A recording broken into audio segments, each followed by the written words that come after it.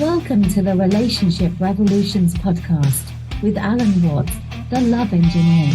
The world needs more healthy, loving, and lasting relationships, yet school does not teach how to attract, build, and keep them.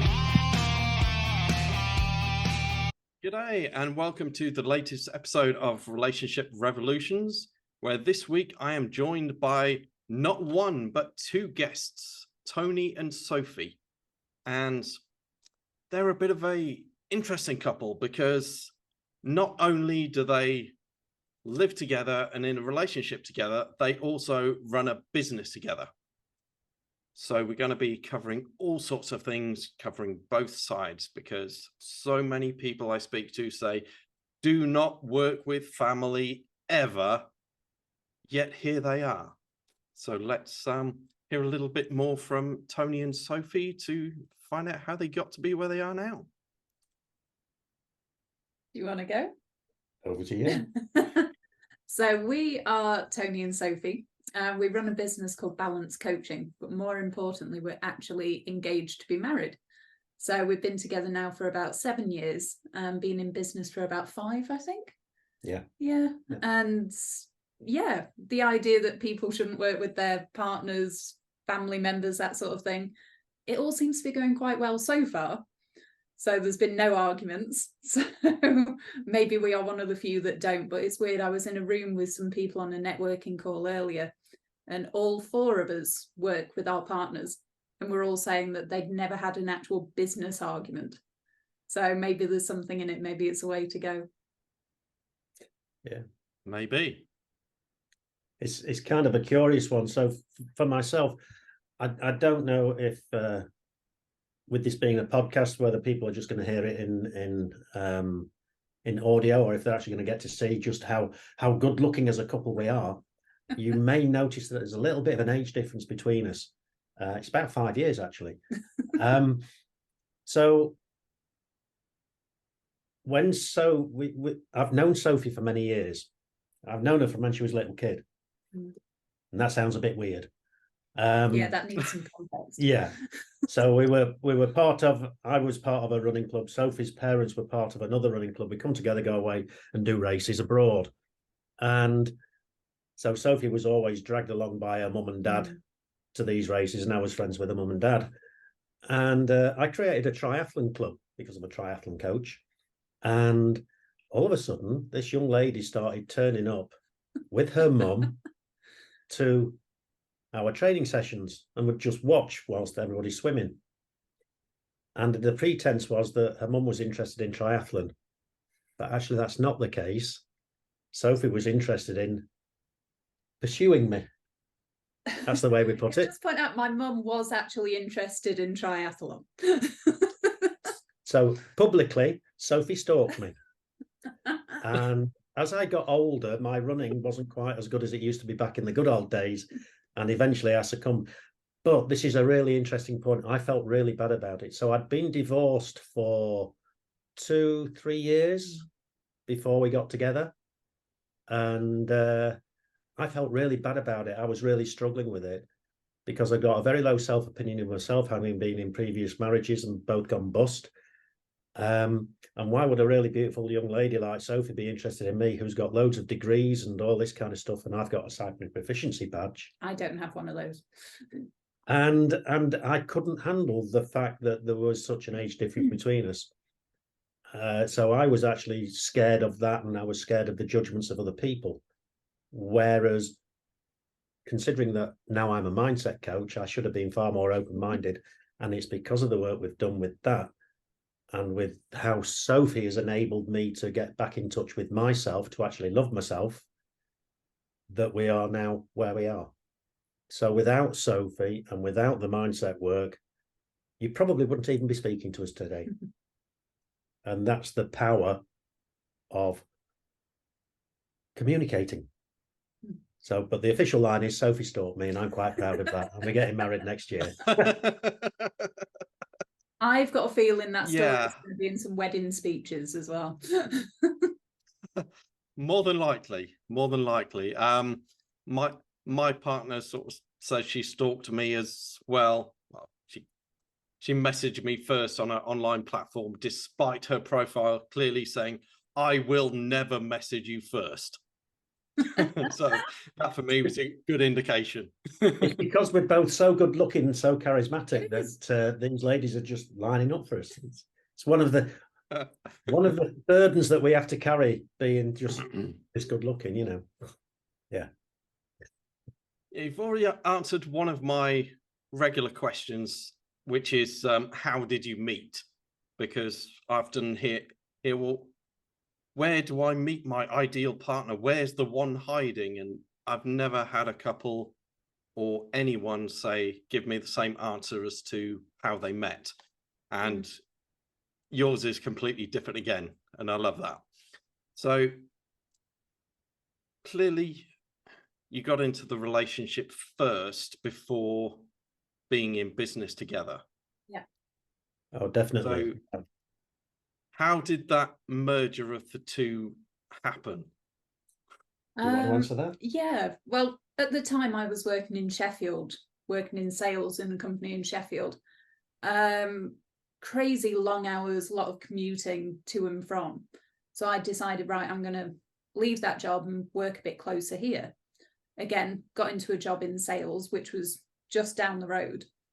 And after, I think about a year or so, maybe 2 years, it got to a point where I was doing a few little things around Tony's business while he was very much keeping it pretty much as a hobby, weren't you? Yeah. Mainly doing the Pilates aspect that we still teach now. And I just got more and more involved in doing these little social media things, so admin-y things really. And it got to us going on a course down in Bedford, a 3-day marketing course for fitness pros and that sort of thing. And on the way back, I said to him, right, I want to invest in the business. And he told me to bugger off and said, no, it's my business. You've got your own job. That's it. I was like, right, okay, I'll keep helping. And it took until COVID, where I'd actually left that sales job, decided to set up my own coaching company after qualifying. Then COVID hitting and realizing, okay, people aren't going to want to deal with a brand new company right now with it being so fresh. So why not merge the two minds? And we kind of looked at balance coaching and said, if we're going to do it, let's do it properly. So I got more and more involved. And I think it was about 2 years after that, I became an official partner in the business. So it's been a slow kind of drip feed of kind of getting more involved. And COVID was that catalyst, I think. Yeah, and now it is it's evolved. I think that's the best way to describe it. It's evolved. As we've evolved, our business has evolved. There's parts of my business that I no longer have. It's no longer my business, it's our business. Our relationship is 50-50. Our business is 50-50. I could have said, no, it's going to be 51-49. But I don't agree with that. I think if you're going to do something, you're going to be straight up front from the very beginning. So I asked Sophie if she would want to come on board with me as a partner. And that was before I proposed to her. So the proposal actually happened this year. And we'd been partners for a year or so before that. But it was the mindset work that made me realize that by pushing away, by creating barriers, I was hurting myself.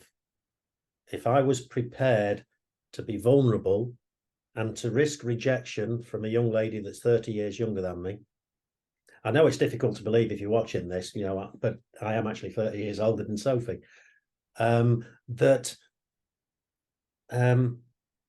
I've got to open myself up. I've got to be vulnerable. I've got to take the risk, because if I don't take the risk, she's going to get fed up. She's going to get bored. She's going to walk away, and then I've lost everything.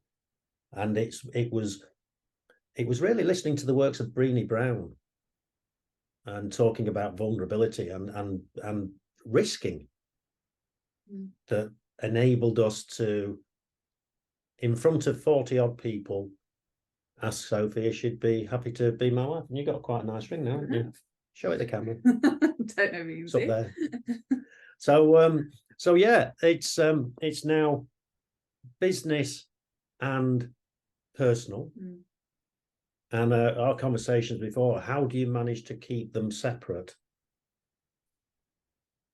So I'm sure that's something that you might be wanting to explore. It is, but first off, as Sophie's already mentioned the proposal and shared the ring, everyone wants to know, did he get down on one knee? Was it romantic? Tell us the story. It was I was very surprised. He didn't get down on one knee. We were in front of about 30 or 40 of our friends in the Cotswolds at a mindset retreat. And on these weekends away, we always sit separately. So when you're doing all the mindset work, you can't coach someone that you're emotionally involved with. So we sit separately. I was sat at one side of the room, he was sat at the other. And I saw him get up and his voice was very kind of shaky. I thought, oh God, what's he on about now? Just kind of brushed it off.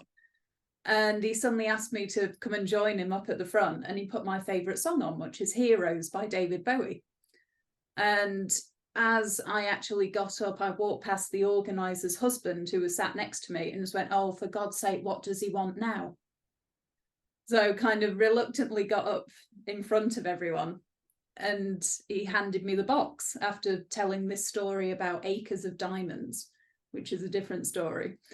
And very nervously handed me this box, which I then had to very nervously and very shakily open myself, trying not to drop it.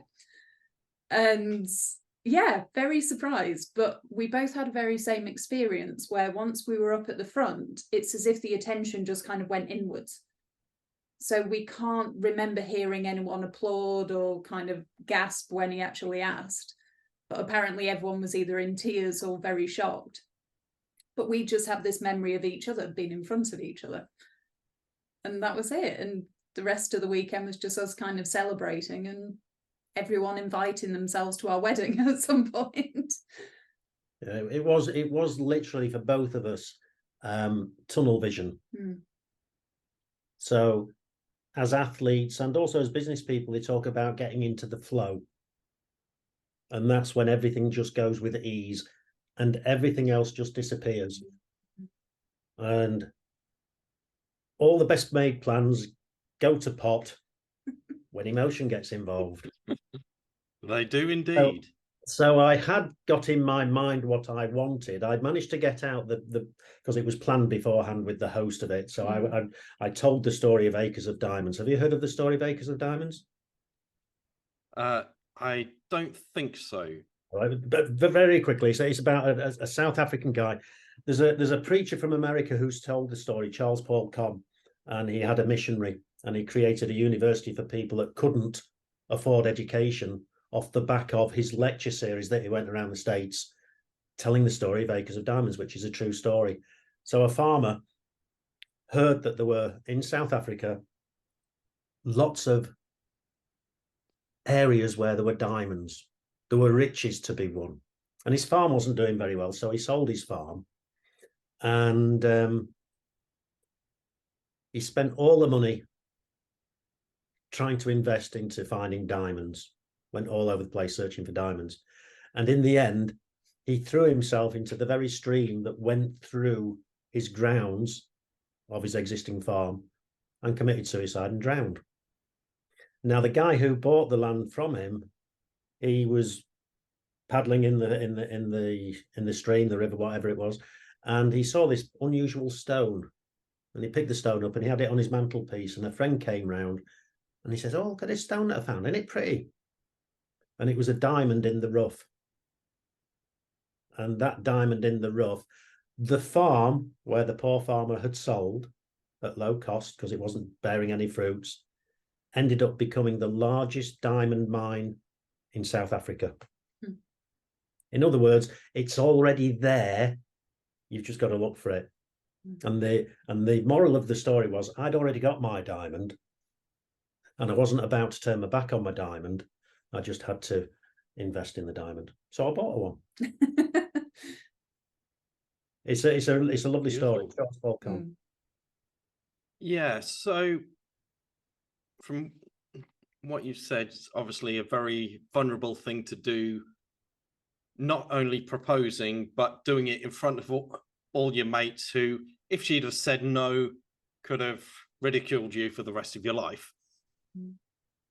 Were those nerves that you were feeling more because of the fear that she could say yes, the fear that she could say no, or the fear that the proposal wouldn't go to your plan? Good question. Really good question. I wasn't scared of her saying no. I wasn't scared of fluffing my lines. In fact, I wasn't scared of anything. I was completely at peace. But it was the emotion of having somebody right in front of you and trying to find the right words when the old Adam's apple starts swelling up massively in the throat.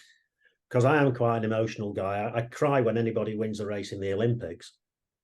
And trying to appear to be the swan that's graceful on the top but paddling like crazy underneath, it just went to a bag of doo-doos. And there was one of the ladies who was in there who digged her friend in the ribs and went, "He's going to propose, he's going to propose." And I went, "Nah, he's not," because we'd been up on stage before. And I've been Sophie's, I've known for ages that Sophie's wanted to get married. That's always been one of her things. And I've always been the one that said, "No, I will never, ever get married again. It's nothing about you. It's just that I don't believe in marriage anymore because of my experiences that I've had. It's just a piece of paper." I was coming up with all these stories. Yeah, all these stories as to why marriage wouldn't work for me. So if you want to be with me, it's got to be on my terms. I was really quite selfish looking back now, but I was doing it out of protecting my poor little inner child who didn't want to be hurt again. Yeah. So what was it that made you change your mind from being so adamant that I'm not getting married to, will you marry me?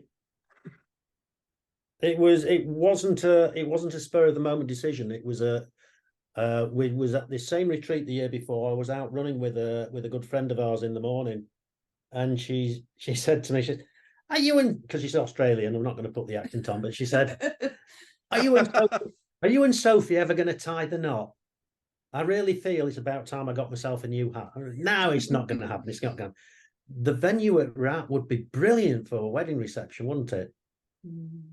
So what she did is she sowed the seed in that moment, and during the next 9-10 months, in fact, it was only in the December, just before Christmas, that the seed germinated and made itself known to me.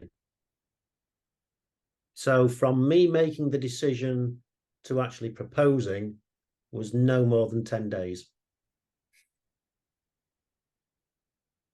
And that's what happened. So planting the seed and allowing it the time that it needed rather than trying to force it. And it germinated of its own accord. I wasn't even aware that it was germinating. And then oh, bloody hell.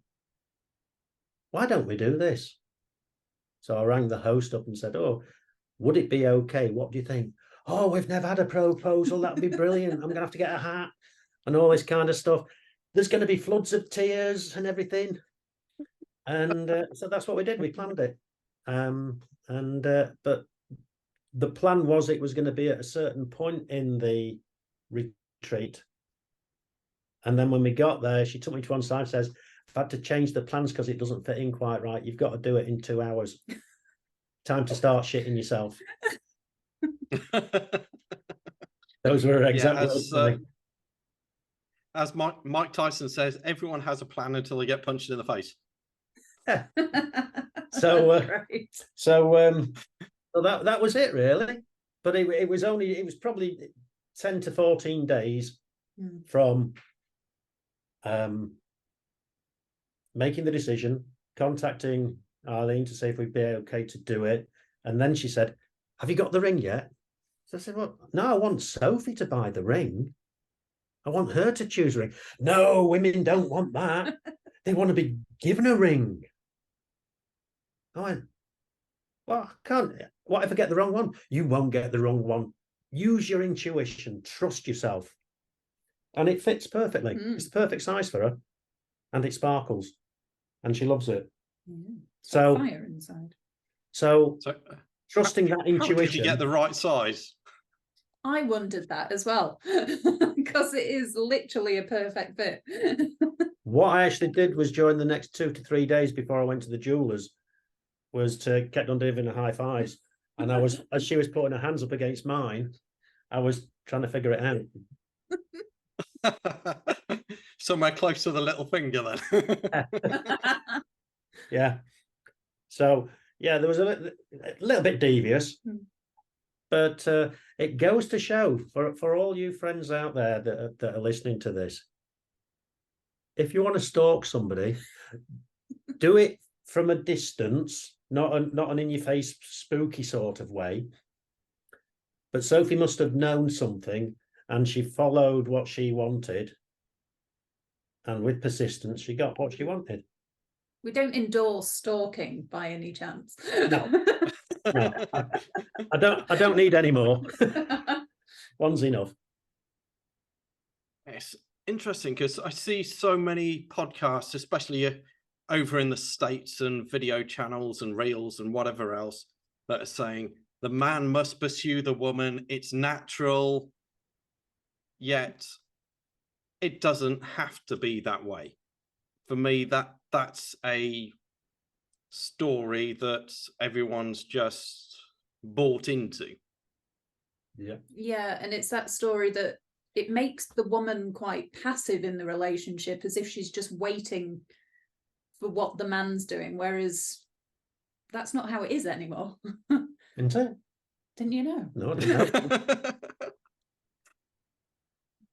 Yeah, So because I think years ago, sort of probably pre-1960s, way before my time, but men were the more masculine ones. They're the workers, they're the providers, they do everything. Women are the at home, looking after the kids, nurturing, looking after the house.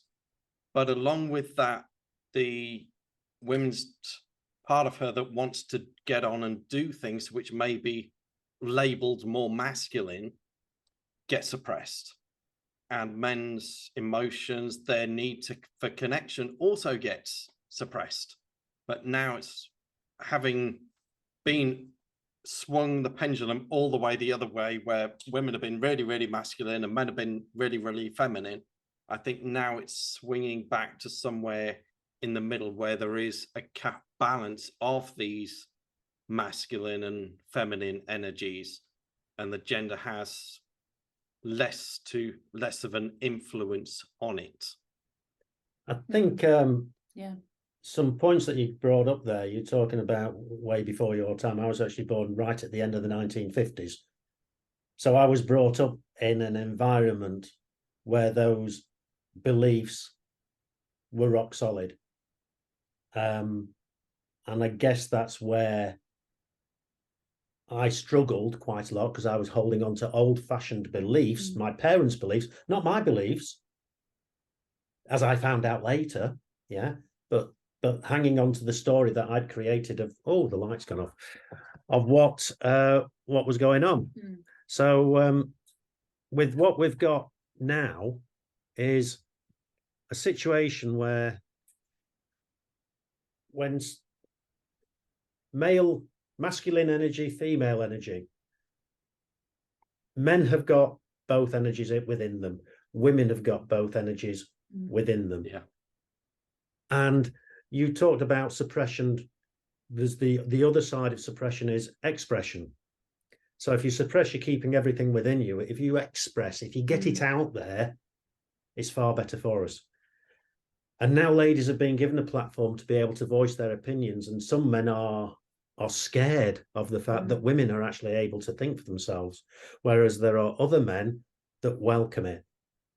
And the whole thing about masculine and feminine energy is something that we shouldn't be scared of, because the only time we've got fear is because of ignorance, and ignorance is lack of knowledge.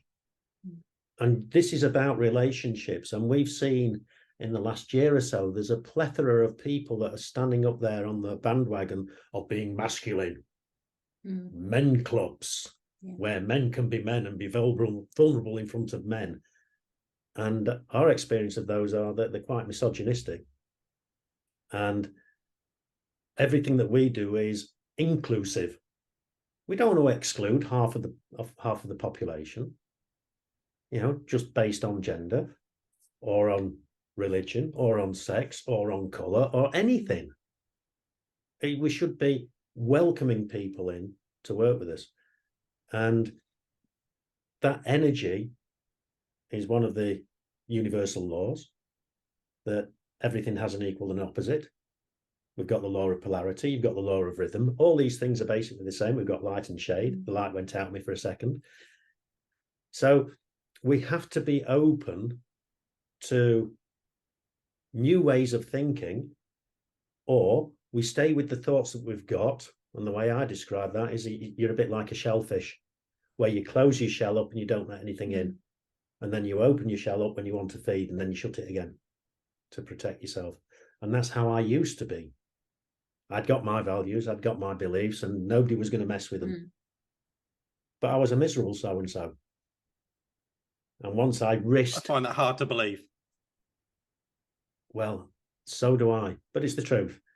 But once you make yourself vulnerable, which isn't as scary as you think, there's a brilliant saying. If I want to be free, I've got to be me. Not the me I think Sophie wants me to be, not the me I think my kids want me to be. If I want to be free, I've got to be me. Yeah. 100%. And that's the way that we operate now. And Sophie is Sophie. And I encourage Sophie to do what she wants. And you encourage me to do what I want. Yeah. And I think that's partly the reason. I mean, we always say that we're now nearly 7 years into a relationship and we haven't had an argument. That doesn't mean that we haven't disagreed on difference of opinions. But I think it's that balance, and you put your own separate boundaries in to say, okay, no, this is my sort of viewpoint, this is my sort of place, and this is yours. You don't have to be inside each other's pockets to be a successful relationship. If you do, it then becomes quite unhealthy. To be able to have separate lives and then come together, that's when the strength comes in. So to be able to have that individuality to then become stronger together. And I think that's what we're quite good at. Definitely become far, far stronger together. Yeah. It's yeah, because I think it's the relationship's a little bit like a three-legged race. You've both got your individual leg and that one that's tied together. Unless you work as a team, you both fall over. But if you lose your individual stuff, whether it's hobbies on outside of the relationship or whatever that may be, then you both fall over. Yeah, exactly. And I think it's quite common for people to lose themselves in a relationship because they think it becomes their way of knowing that they can keep hold of it. It's like, I'm giving you everything. So that almost means that someone has to stay. You're making sure that you give enough so they can then go, okay, you've got to stay here now. Yeah. But by embracing, like I say, that individuality and keeping those, you can become stronger individually. Ideally, that is the best bit, because then that is something that you then bring in. Yeah, and with what Sophie's just talking about there, because of our background, we've both had toxic relationships. We have both been controlled by our partners. Myself, quite subversely, because I later found out through counselling and through work that I've done that she was projecting everything onto me that she was accusing me of. But I wasn't aware of that at the time. So I was being accused of being a control freak. But my counsellor said, actually, she was controlling you by saying that. And Sophie had a very controlling relationship, didn't you? Which created loads of problems for me in my toxic relationship. But I'm not going to speak for Sophie. Sophie can speak to herself if she wishes to. But I think those experiences make you more empathetic to others. Yeah. And you're going to make sure that because this has happened to you previously, now we've got some boundaries, and we can talk about our boundaries openly without fear. And I think that honesty from the start, from the very, very start, you know, with Sophie, when I asked her if she wanted to move in with me, it was, you know, if you want kids, I can't provide you with kids, because after my first marriage, I went down the brickyard. I wasn't going to have any more children because I didn't want to give them any reason to think that I was pulling away from them. That was a decision I made at the time, and I was quite glad that I made that decision. So if with Sophie being so much younger, if you want to have a family, I can't provide you with that. I'm not the right partner for you. If you want to get married, and that's the most important thing to you, I'm not the right partner for you. And you'll go your way, but that'll be the right thing for you, which will make me feel good that you're doing the right thing for you. But I will have lost out, but I'll be okay. I'll move on. And we said that right at the beginning. So yeah, I think a lot of couples who get divorced is a result of not having those big conversations in the early days, and having that, if you like, that Disney image of they lived happily ever after because they got married, without actually talking to each other and saying, what's that relationship actually look like to you? Because so often it's completely different. Yeah, another really interesting point. My divorce solicitor, who's a beautiful lady, she said, if you ever get involved in a relationship again, she says, oh, it's not going to happen. She says, yeah, but you might do. Make sure that you sign a prenup beforehand whilst you're happy, so that when it gets to the other end, if it does go its wrong ways, that emotion isn't controlling those decisions. You've already got something sorted. It's not a negative thing to have a prenup. When we decided we were going to go into business together and we were going to get married, Sophie said to me, I think we should have a prenup. Sophie brought the subject up to me. I didn't have to bring the subject up with Sophie. We still haven't got it sorted, but we're going to have to do it.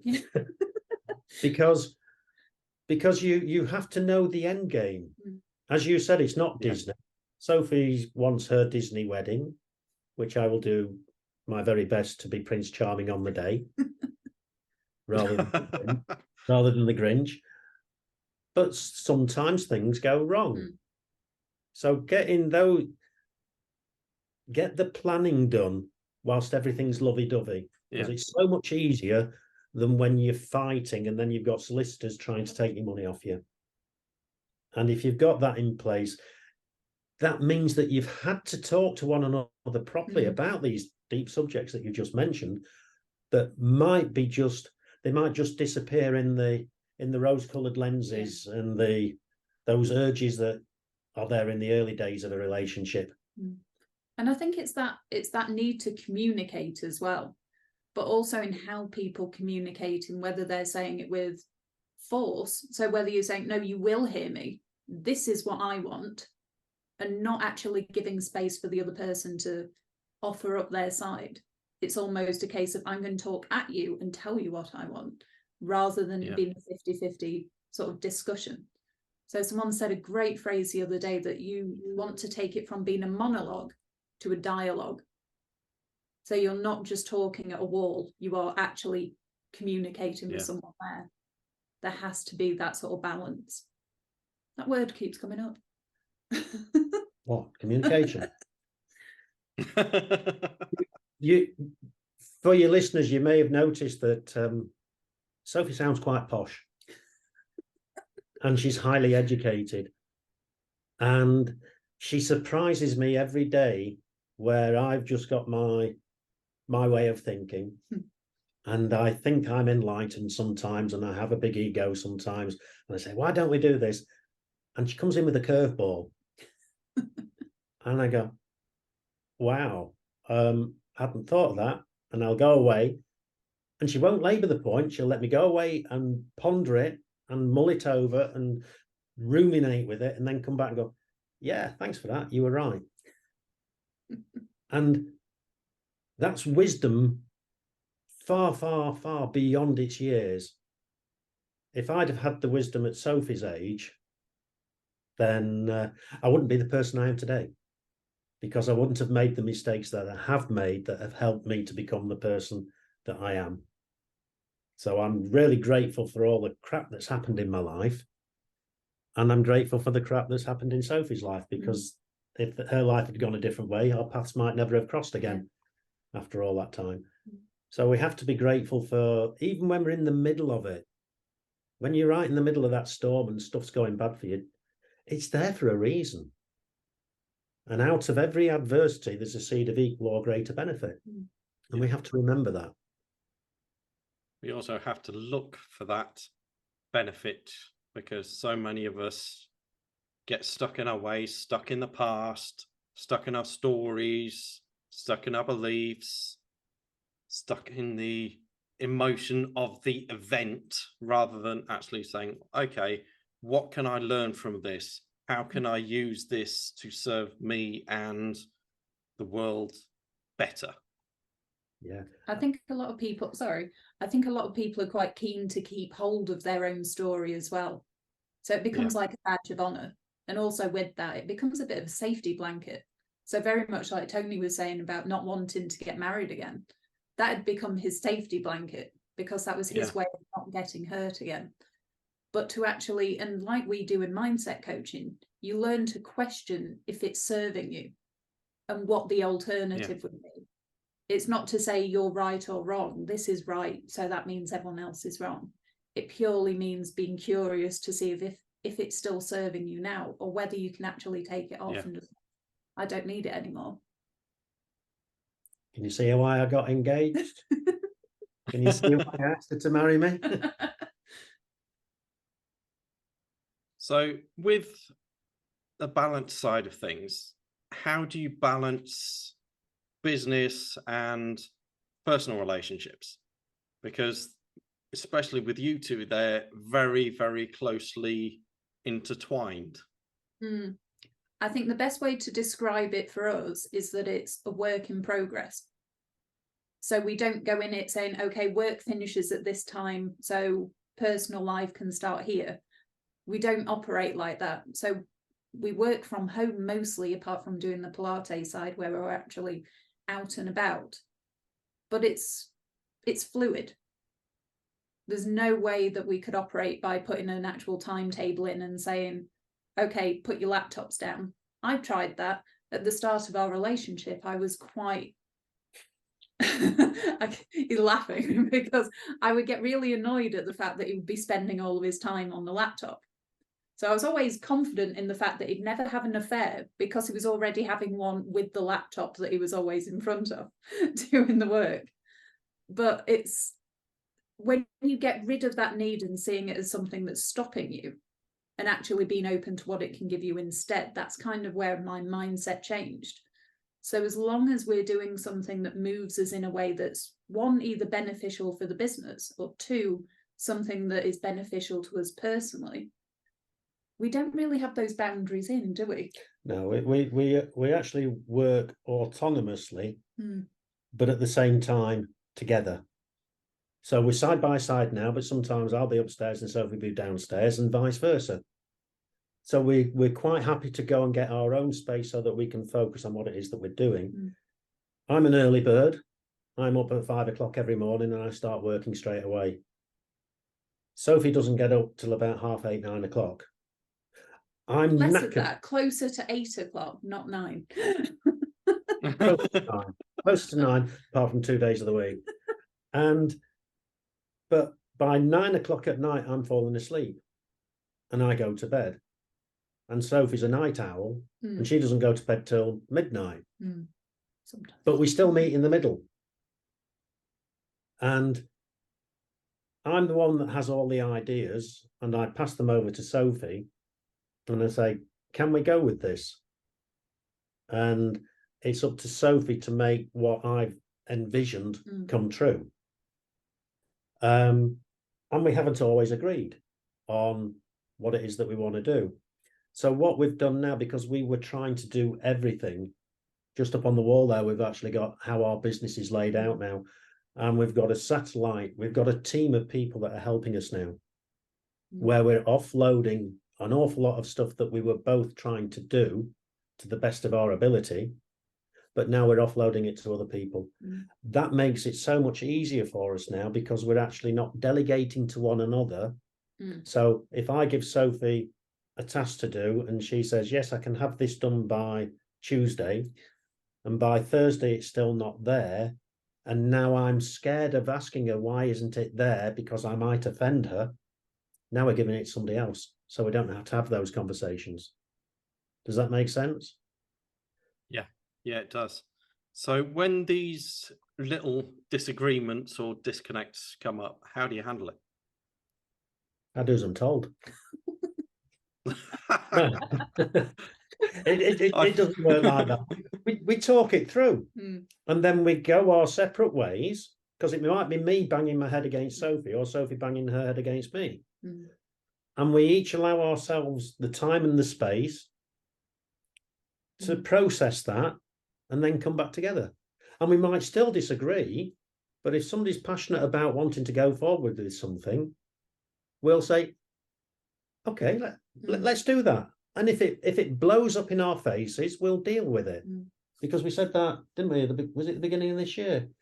Sophie wanted to do something, but she wasn't too sure. If that's what you really want to do, it was shaping the Pilates side, wasn't it? Yeah, we with the Pilates side, I used to do what is called pay as you go. People would come in, they'd drop a £5 into an ice cream tub. That's how professional I was. And I wouldn't check to even see if they'd paid. As long as there's enough money coming in to cover the hire of the hall, that's all I was bothered about. And Sophie went, I can't do that. It's not a business. We need to get them onto blocks. So we were having 6-week blocks with 2 weeks off. And that's the model that we apply now. And people are going to have to pay up front. And if they can't attend a session, tough. Unless they've given us good reason, good cause, tough. Whereas what I was doing, if they didn't turn up, it was me that took the hit all the time. And Sophie came up with the argument that we might drive everybody away. They might not want to do it. No, if that's what you want to do, let's do it. And if that does happen, then we'll deal with it. We'll change. As a result of what Sophie did there, our business trebled in about 2 months. So by allowing, almost inviting failure, again, that risk factor, what's the worst that can happen? You can always start again. So by allowing somebody to learn by making a mistake, and Sophie does the same with me, and I'm really good at making mistakes. And sometimes I learn from those mistakes, and sometimes I have to make the same mistake 2 or 3 times before I learn. And then we can move on. But that's how we've operated from day one. Which is quite human, really, because you don't want to be assigning blame. I think that's the important thing. It's not about going, well, I'm right, you're wrong. Like I said before, it's seeing it as a learning process. Okay, this didn't work. Okay, so what can we do now? In the heat of the moment in a relationship, that's not often how it's worded. But knowing that No. it's that learning process, rather than seeing as something as quite finite and, okay, if you disagree with me, that means that you're attacking me personally. There's that disconnect. So realizing that, say for us, a business decision isn't a personal attack. It's something that's quite strategic. And in the relationship, it's not something that's pointing fingers at me. It's something that's actually, this is what I need right now, sort of thing. Yeah. Yes, I've come across many of those situations where if you don't see it the same way I do, then it is a personal attack, or you haven't heard me, or something like that. And it doesn't work. Yeah, the person that says that or feels that, it's because they've got a poor self-image of themselves that they feel that it's got to be a personal attack of them, rather than the deed or the act that's going to be committed, rather than the person. So we both have got good enough self-images that we don't take things personally on that basis. So everything is consensual. all the way through everything that we do. And we both take it for granted that anything is okay until one or the other says, no, that's going past a point that I'm not comfortable with. Yeah. And it's not saying that we've got a really crazy lifestyle, but maybe we should go out and do some of these crazy things like the race across the world and all this kind of stuff, and going off and doing really crazy stuff. But normal people don't do. Well, why don't they do it? Maybe if we want to go off and travel, backpack around the world for 6 months, then why don't we do it? But we haven't done those sorts of things just yet. We haven't gone tightrope, have we? You know, No. we haven't gone through the jungles of Borneo. But all those things, we might, if Sophie said she wanted to do it, and I thought, oh, let's give it a try. Maybe we'll do it. But I think it's unlikely. But never say never. Indeed. So, by a rough calculation in my head, Tony, you must have retired a while back, but you're still working. What's going on then? It's not work. Yes, people will see it as work. I get up every morning and I start playing. So when I was a young man in my late teens, early 20s, I looked very boyish. And people used to refer to me as Peter Pan. And my personality was very boyish. That's a polite way of saying I was very immature. But somewhere along the way after the first divorce, when I lost the kids and the family and the business that I'd got that went down the pan, lost everything all in one go, all those dreams and that sense of childlike play disappeared. And it's only when I started doing the mindset work after the second divorce, nearly 20 years we were married. So, you know, it wasn't something small. But through that period, I lost everything. And I'd become very cynical. And I'd become very bitter and twisted. And that had become my normal. So I didn't even know that I was bitter and twisted. I didn't know that I was cynical. I thought I was Mr. Positive still. But no, that wasn't the story that everybody else was experiencing of me. So that's why the work that we've done, that's the fact that Sophie's helped me to discover myself so that I can stand up in front of a room full of people and quite happily say, I love me. And I can say that knowing that I love me. Because when me and Sophie got together, I didn't even bloody like me, let alone love me. And Sophie gave me the time and the space to allow me to find myself again. And to me, that's just a beautiful thing. And that's why I considered her to be so wise. And that's why I think she's very lucky to have me.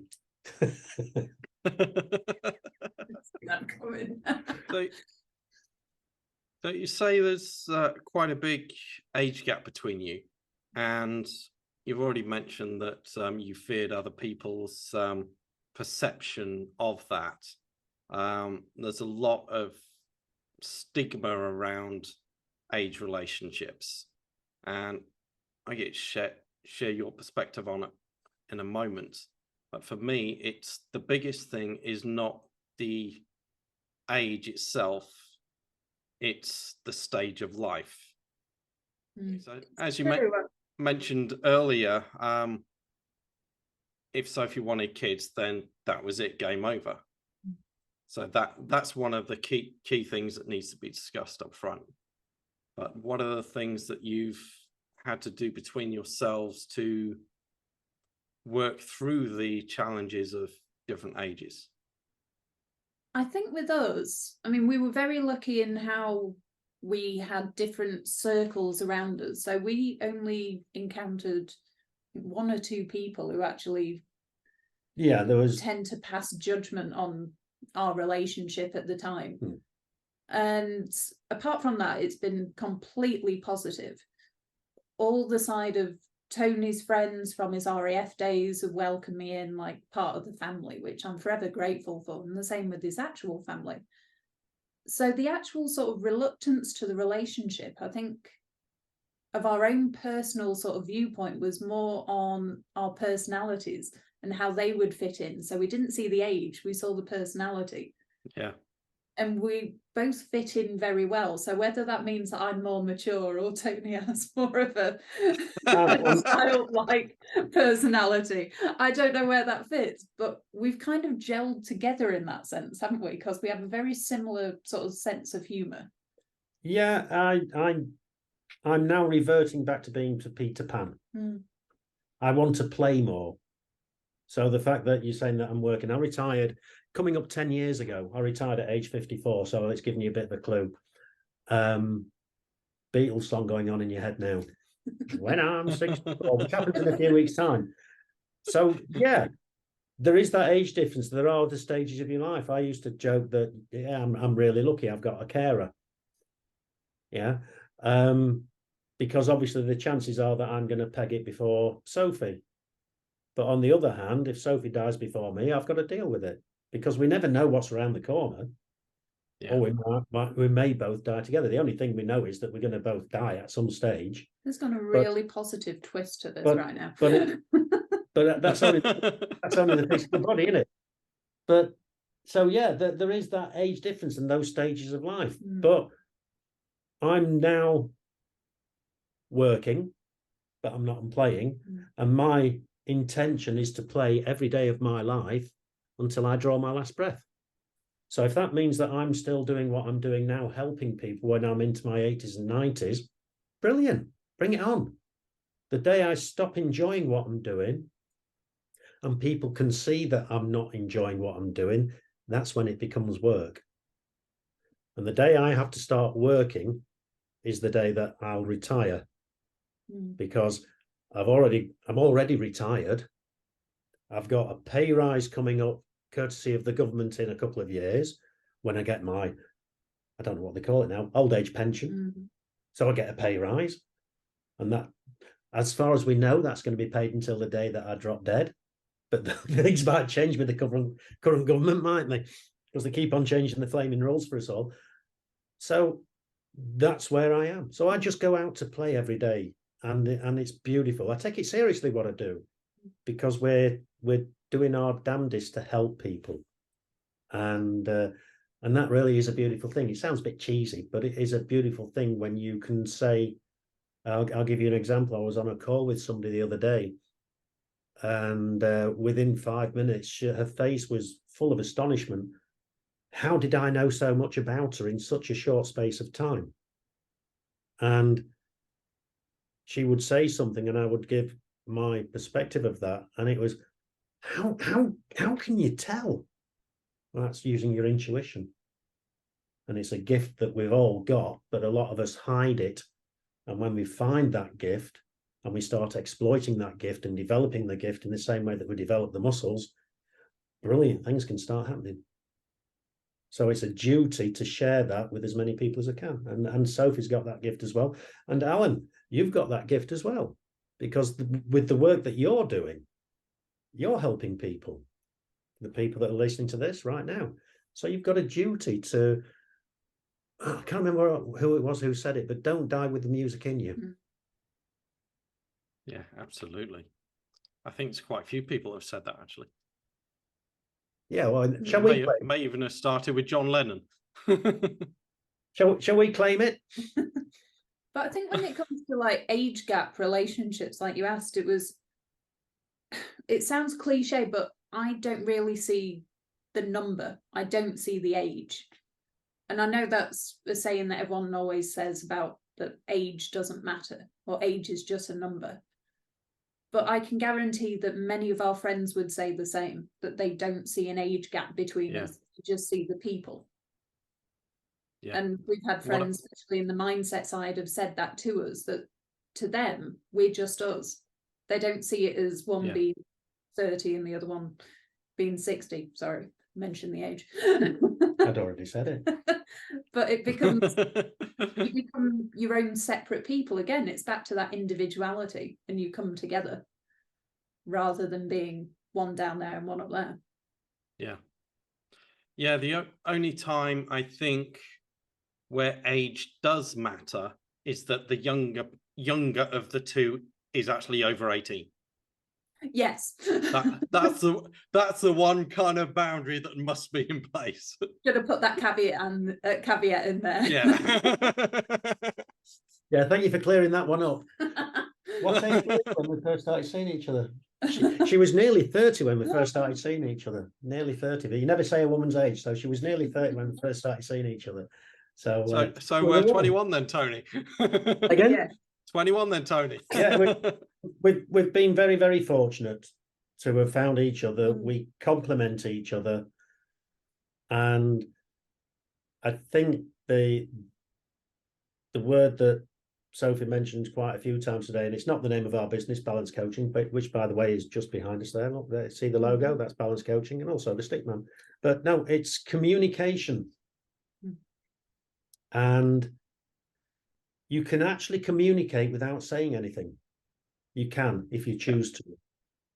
Mm. Because we're sending information out all the time and receiving information all the time, because your listeners will have had those occasions when they've got into a room and they've just felt cold, and they've had other times when they've got into a room and it's just felt warm and embracing, and then somebody comes into the room that takes all the heat away, and it's an atmosphere hoover.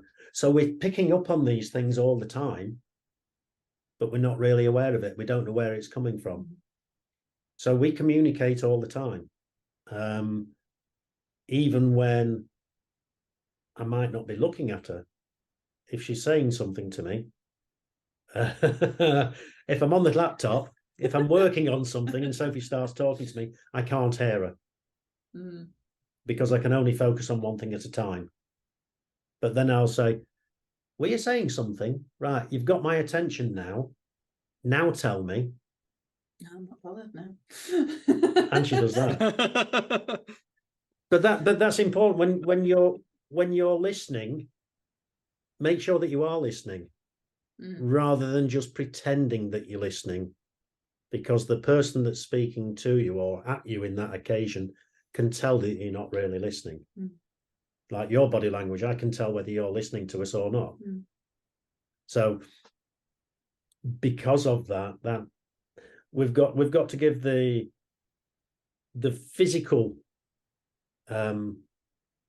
signs that we're actually listening, rather than just the mental. Yeah, I was talking to a friend of mine who interviewed a listening specialist, and one of his customers reached out and says, look, I just want to tell you that my wife has accused me of having an affair. And he's like, well, no, I'm not having an affair. She says, well, you must have been, because your behavior has completely changed the last 3 months. And I just want to know what's going on, what her name is and everything else, what I've done wrong and all that kind of thing. It's like, I've not been having an affair. What I have been doing is working with a listening coach for 6 months. Yeah. It's amazing the difference it makes. I think it was Dr. Stephen Covey says in his book, 7 Habits of Highly Effective People, there's a difference between listening to reply and listening to understand. Oh, huge. Absolutely. It's as if with some people, they're just kind of waiting for their turn to speak, rather than there to actually engage and listen and take in. And yeah, something that Sophie's really hot on. She's taught me this one, and this must come from her university days, where people will start espousing crap onto social media, and as soon as somebody gives them a contrary view to their view, they're opposing them. And this polarity is it's like an epidemic. It's going all around the world at the moment. You're either with us or against us. Yeah. And Sophie pointed out to me something that I'd never really considered, that until you're actually prepared to listen to the other person's point of view, you're just giving them your opinion. but we should be debating, we should be communicating, which means you've got to Yeah. listen to both sides. You can still make your own mind up and go one way or the other, but at least if you're thrusting your opinions onto somebody else, at least have the decency to hang around and listen to see what their opinions are. Yeah. But, yeah, I think it was Albert Einstein that says, if I'm doing all the talking, I'm not learning anything. Well, I like that. That's a great yeah, one. it's very true.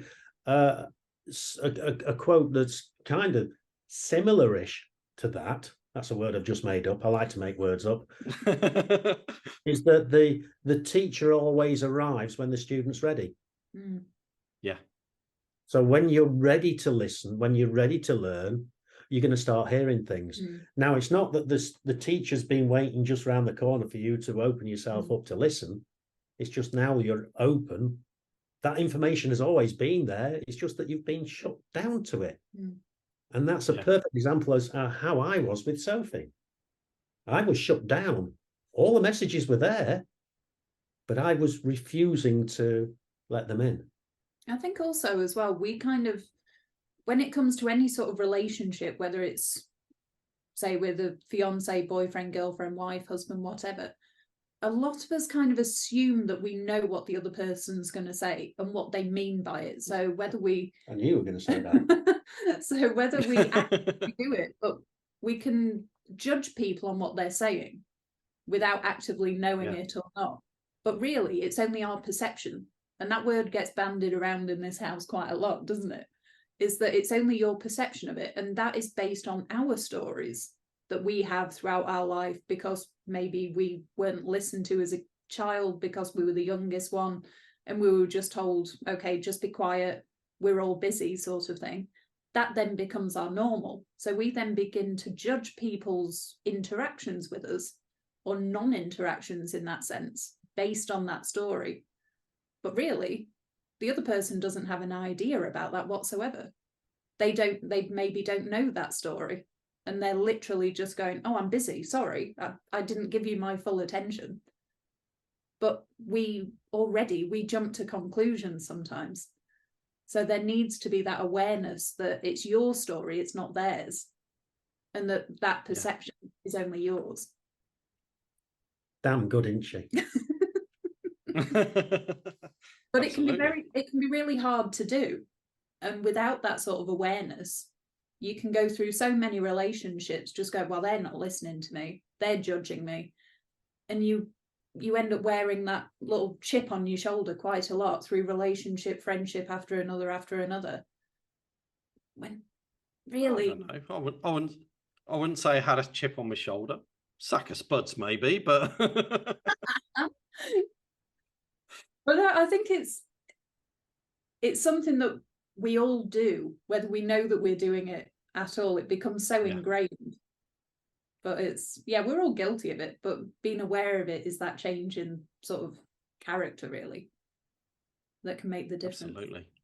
I think something else that's kind of important for a relationship like ours to flourish and thrive, we both want it to. And that's not being touched on at all. That's true. So because we want it, because we've got a burning desire for what we're doing, because we can see the benefits, then we're going to make damn sure that we look after it. So you get some men, some women that will go out on the driveway every Sunday and start polishing the car, and they're putting far more love into something that's going to depreciate in value than something that might be inside of the house that's actually going to really make their life so much better. So if we support one another, we both grow stronger. We can support each other when we're down, because I'm going to have my down moments and Sophie's going to have her down moments. Hopefully we're going to be able to help each other up. So we give a hand up, we give a space. So if Sophie's going through a bit of an off moment, that's okay, I'll cover you. You take as much time as you need to be down. So we ask the question, how much, how long, and how often do you want to be in that space? Because you may have to go through what you're going through to be able to come out the other side. Because if you try and say, no, don't do that, all you need is a positive mental attitude. which is what a lot of people in our space are saying. And Yeah. that's not the truth. Mm. That's their truth, because they've Yeah. heard somebody say it on Mm. YouTube or whatever, and it's catchy, that all you need is a PMA. But no, you've got to allow people the space for them to disappear into their cave, as I do. I disappear into a cave. Yeah. And then when I've had enough of sitting there in my cave being mardy, then it's, hi, can I come out now? And it's the same with Sophie. Mm. And I do feel that it's important that when somebody is, you may conceive them as pulling away from you, they're not. They're actually diffusing a situation. Mm. Yeah. So it's part of self-care in a way. Of course. Mm. Yeah. Yeah, I think John Gray in Mars and Venus talks about men having a cave and women having a well, and the differences between the two, and even deeper with Beyond Venus. But enough about him. That's this isn't his podcast, it's yours.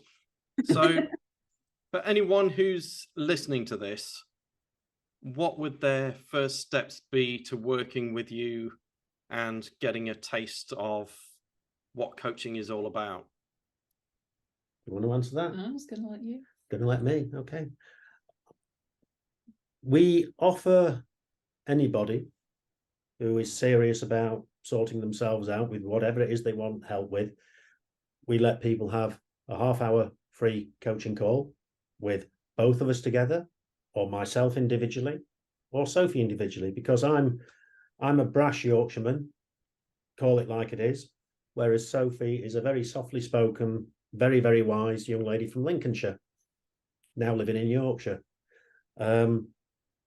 So some people might gravitate to me and some people might gravitate to Sophie. That's where balanced coaching comes in.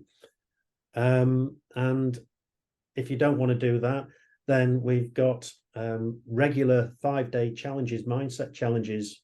And our next one is going to be at the beginning of February. So look out for us there. I believe you're going to be putting maybe some notes into the podcast notes once we've got it sorted. And get yourself along to a free 5-day masterclass where we're going to be covering everything from goal setting to leadership to limiting beliefs and all that kind of stuff. And they're really powerful. And it's not a sales pitch. That's really important. It's not a sales pitch. We're giving information away. And because the information's so good that we're giving it away and you're going to get so much value from it, you're going to want to work with us anyway. So we don't have to sell what we're doing. It's not about selling what we're doing. We're just giving as much away as we can. And if you resonate with us, we'd love to work with you. We'd love to work with you and give you more of our time. And if you don't resonate with us, find somebody that you do resonate. Alan, you've got loads of people wanting to work with you. So we're all in the same space, so we can collaborate. There's plenty of people out there that can help you. It's not just the three of us on this podcast. And it's important that you find the person that resonates with you. I've had loads of coaches. Some of them have been the ones that say, you need to do it like this, and that's it. It's their way or the highway. They're not coaching. Coaching is about drawing the best out of the person that's there, getting them to answer their own questions, rather than always providing a solution. Yeah, definitely. So final question for both of you. Before I tell you what the question is, who wants to answer it first? Okay, then Sophie. Question is, as this podcast is called Relationship Revolutions, if there was one thing that would bring a revolution to the world of dating and relationships, what would it be? Ooh, I like that. It's not going to be a sexy answer. It's not going to be anything really exciting, but actually, Doesn't matter. actually to listen to the other person. Take on and actively listen rather than just making your own story up to suit you and to tick all the boxes in your own head. Actually listen. And I think that can shape relationships, whether it's personal, friendship, family, whatever. That can be the key to unlock them that bit better. Love it. Tony, over to you. Something other than listening. Well, I saw a social media post the other day from somebody that's in dating agencies space. And they were talking about when you're getting yourself back onto maybe wanting a relationship, identify the person that's going to make you happy. And when you can find the person that's going to make you happy, then go for them. And I thought, what a load of crap. What a stupid thing to say. Because if I'm going to rely on Sophie to make me happy, the only thing that can happen is Sophie's going to fail. Because Sophie can't make me happy. She can do things that I respond to, that I go, oh, I'm happy now, because happiness comes within. So if anybody is in that situation where they're thinking about getting into a relationship, or maybe they're thinking about getting away from a relationship, then you've got to look inside yourself first before you start looking outside, because all the answers are within you.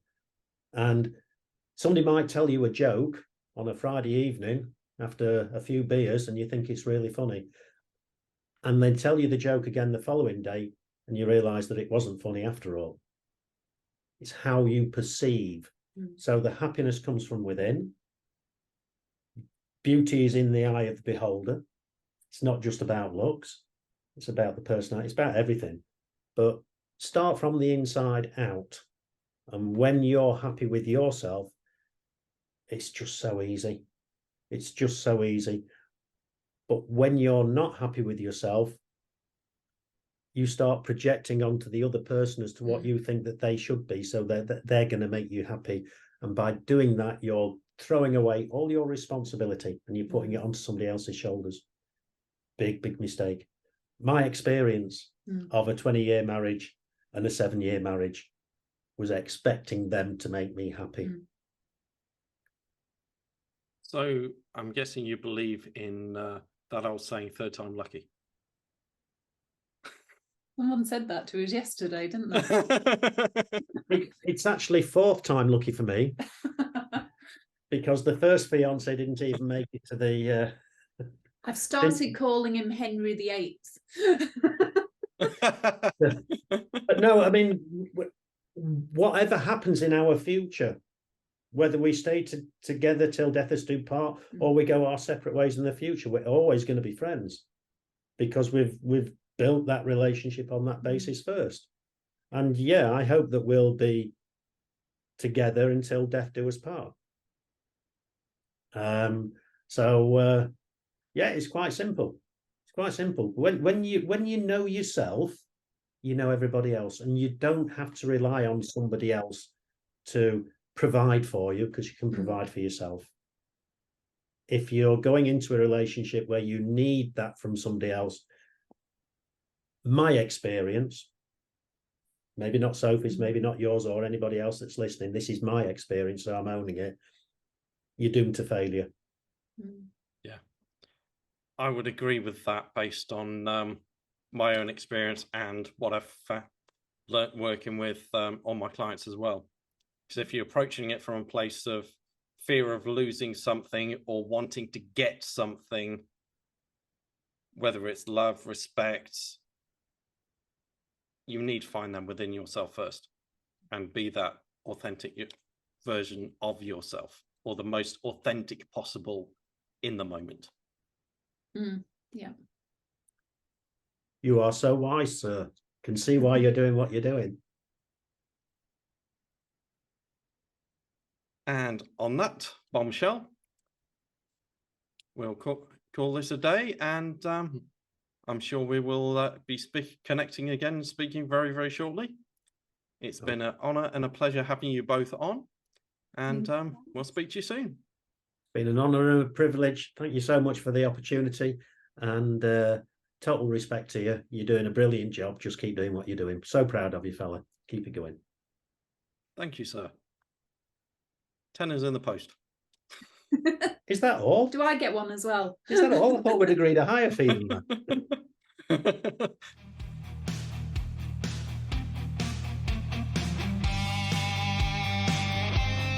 Thank you for listening to the Relationship Revolutions podcast with Alan Watts, the Love Engineer. If you found this episode useful, please like, subscribe and share.